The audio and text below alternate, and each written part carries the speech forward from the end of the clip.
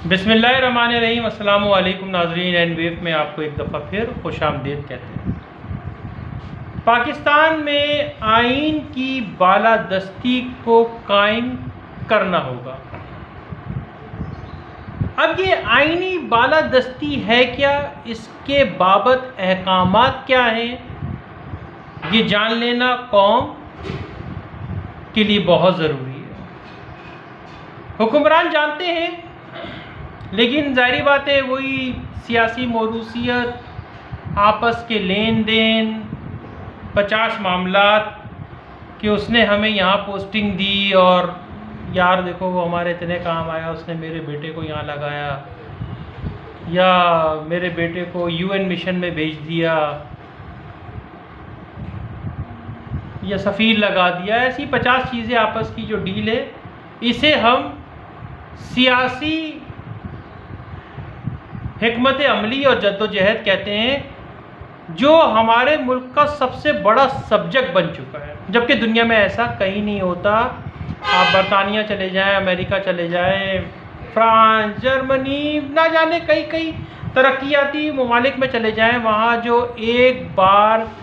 منصب اقتدار پر آیا پھر لوٹ کر نہیں آیا۔ ہاں، البتہ اس کی صلاحیت، اس کی تحقیق، اس کے تجربے کو بطور تھنک ٹینک وہاں پہ استعمال کیا جاتا رہا، اور یہ اچھی چیز ہے، اور یہ ہمارے جیسے ملکوں میں بھی ہونا چاہیے۔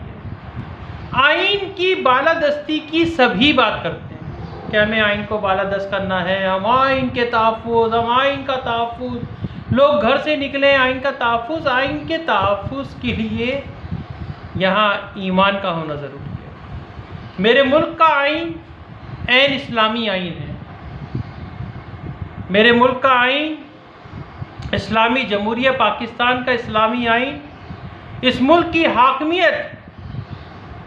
خداوند تعالی جس کا کوئی شریک نہیں، اللہ کے سپرد کرتا ہے، اور ہمارے رہنما خاتم النبیین حضرت محمد مصطفیٰ صلی اللہ علیہ وآلہ وسلم ہیں، جن کو تحویل قبلہ کے بعد ایک نئی شریعت دے دی گئی، اور اللہ میاں نے قرآن میں خود بیان فرمایا ہے کہ جس قبلے کو ہم نے پہلے رکھا ہوا تھا، میں بہو ترجمہ نہیں کر رہا، میں آپ کو مفہوم سمجھا رہا ہوں،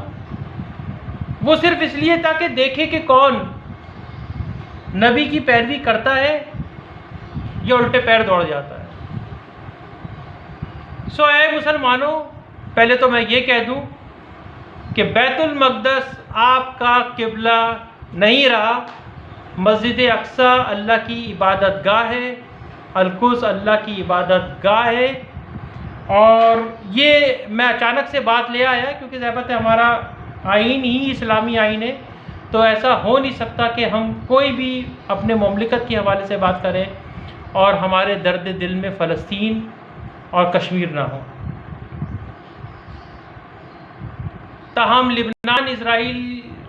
کی جو جارحیت ہے اس پر بہت دل افسردہ ہے،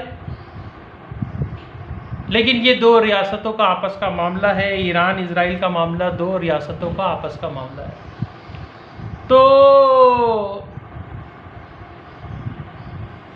مسجد اقصیٰ اور القدس کی حفاظت کے لیے میں نے آپ لوگ سے پہلے بھی عرض کیا کہ آپ اقوام متحدہ سے یہ تحریر پاس کرائیں، جس میں تمام ہی مغرب ممالک، عجم اور عرب مسلم ممالک شامل ہوں،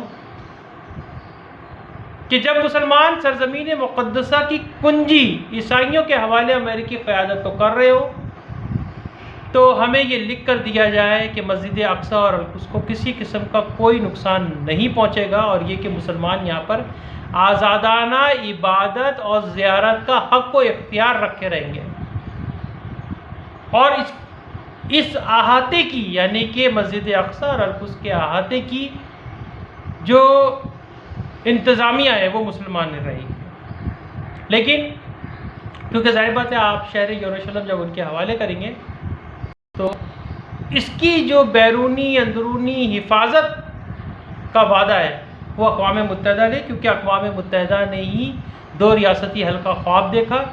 اور مسلمانوں نے اقوام متحدہ کی قراردادوں کی فتح کے لیے یہاں مقبوضہ کشمیر پر بھی اور مقبوضہ فلسطین پر بھی بہت قربانیاں دے دی۔ اب وقت آ گیا ہے کہ امریکی ہم فلسفے ابراہم اکارڈ کو عملی جامہ پہنایا جائے، کیونکہ اس میں ہمارے پرکھوں کی تحریر کا ایسنس شامل ہے، اور میں امریکی اس حکمت کو خراج تحسین پیش کرتا ہوں۔ پاکستان میں آئین کو بالادست بنانا ہوگا، اس کی بالادستی کو قائم کرنا ہوگا بطور الیکشن، بذریعہ الیکشن، اس بات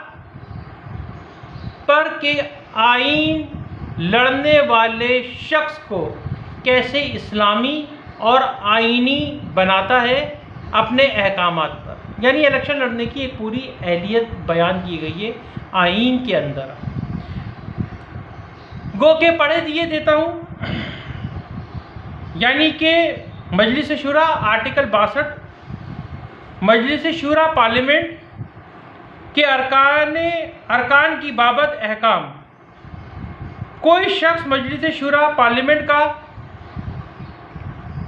رکن منتخب ہونے یا چنے جانے کا اہل نہیں ہوگا اگر کہ، ٹھیک ہے، اب یہ باقاعدہ اہلیتی احکامات ہیں، یعنی کہ قبل انتخابات کاغذات نامزدگی کی جانچ پڑتال کے وقت، اب میں آپ کو مفہوم بھی بتا رہا ہوں، کہیں کہیں آرٹیکل آپ کو پڑھ کے بھی بتاؤں گا، یعنی کہ وہ پاکستان کا شہری نہ ہو۔ شہری نہ ہو سے مراد یعنی وہ دوہری شہریت رکھتا ہو۔ پاکستانی شہری وہی ہوگا جو صرف پاکستانی شہری رکھتا ہو، پھر وہ اچھے کردار کا حامل نہ ہو، نہیں لڑ سکے گا، اور عام طور پہ احکام اسلام سے انحراف میں مشہور رہے، نہیں لڑ سکتا، سخت جسے کہتے ہیں نا، سخت ہے، ایسی اسلامی آئین نہیں ہے، وہ اسلامی تعلیم کا خاطر خواہ علم نہ رکھتا ہو، یعنی کہ مسئلہ فلسطین کا حل جو ہے وہ عین اسلامی دینی تقاضوں پر چل کر ہے۔ ہمیں پتہ ہے کہ وہ سرزمین حضرت عیسیٰ علیہ السلام کی جائے پیدائش ہے، وہاں پر ان کی ہی بادشاہت کو قائم ہونا ہے، اور وہ پوری دنیا پر اللہ کی وحدانیت کو قائم کر دیں گے۔ یہ کامل ایمان ہے مسلمانوں کا کہ حضرت عیسیٰ نے اس دنیا میں واپس آنا ہے، اور یہ بھی قرآن میں لکھا ہے، اور یہ ہے کہ نہ انہوں نے اسے قتل کیا، نہ ہی اسے سولی دے پائے، بلکہ ہم نے ایک شبی کا بھیج دیا، اور پھر قرآن نے دوبارہ کہا بے شک وہ اسے قتل نہیں کر پایا، ہم نے آسمانوں پہ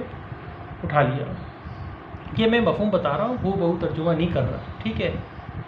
تو یعنی یہودیوں کا جو اور عیسائیوں کا بالفور ڈکلیریشن ہے، اس میں بھی ہم شامل ہیں، یعنی قرآن اس کی تصدیق کرتا ہے کہ وہ قتل نہیں ہوا، ہاں ارادہ ضرور کیا تھا۔ اب آئین کہتا ہے 62 میں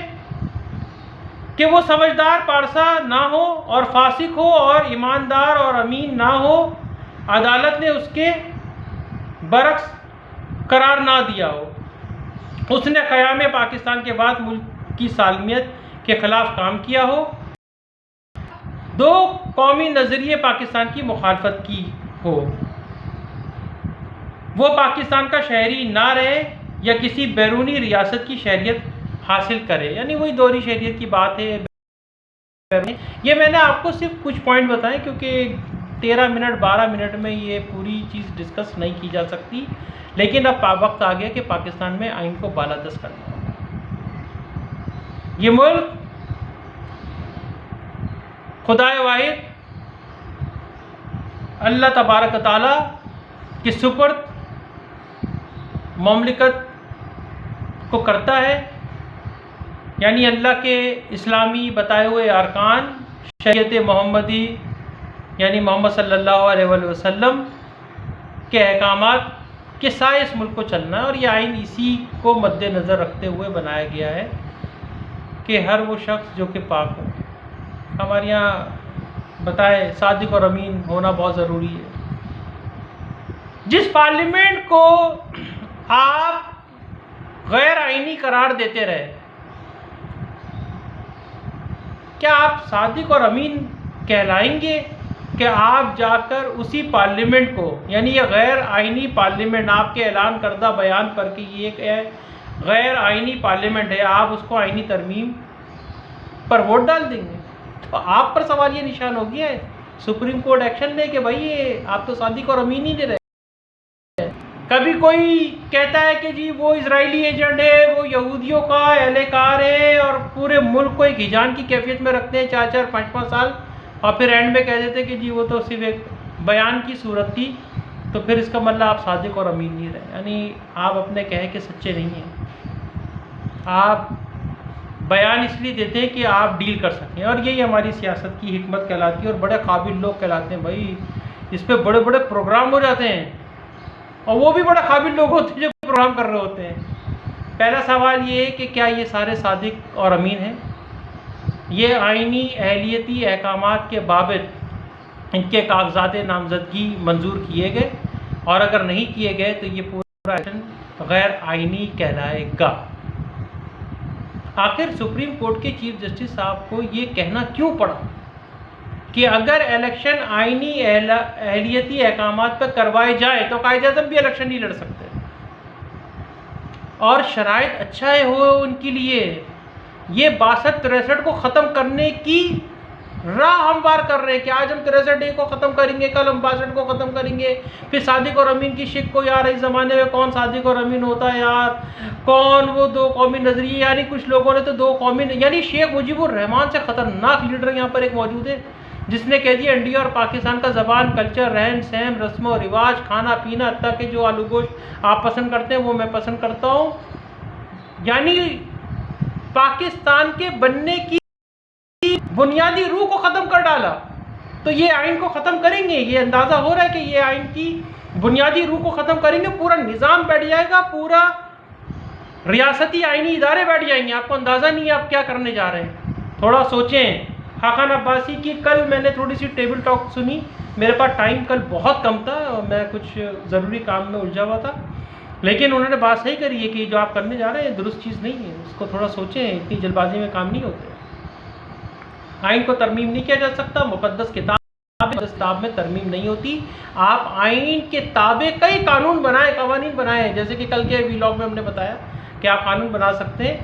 لیکن آئین کو اب رد و بدل نہیں کیا جا سکے۔ یہ مقدس کتاب ہے یار، مقدس کتاب سے چھیڑخانی آپ کو پتہ کتنی خطرناک ہوگی،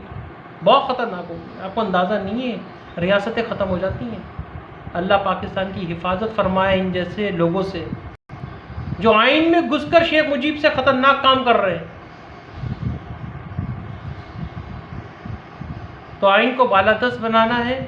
آئین کی بالادستی کو قائم کرنا ہے، آئین کی بالادستی میں ہی مملکت کا وقار بلند ہوگا، دنیا ہم سے ہمارے مذہبی اسلامی آئین کے بدولت ہم سے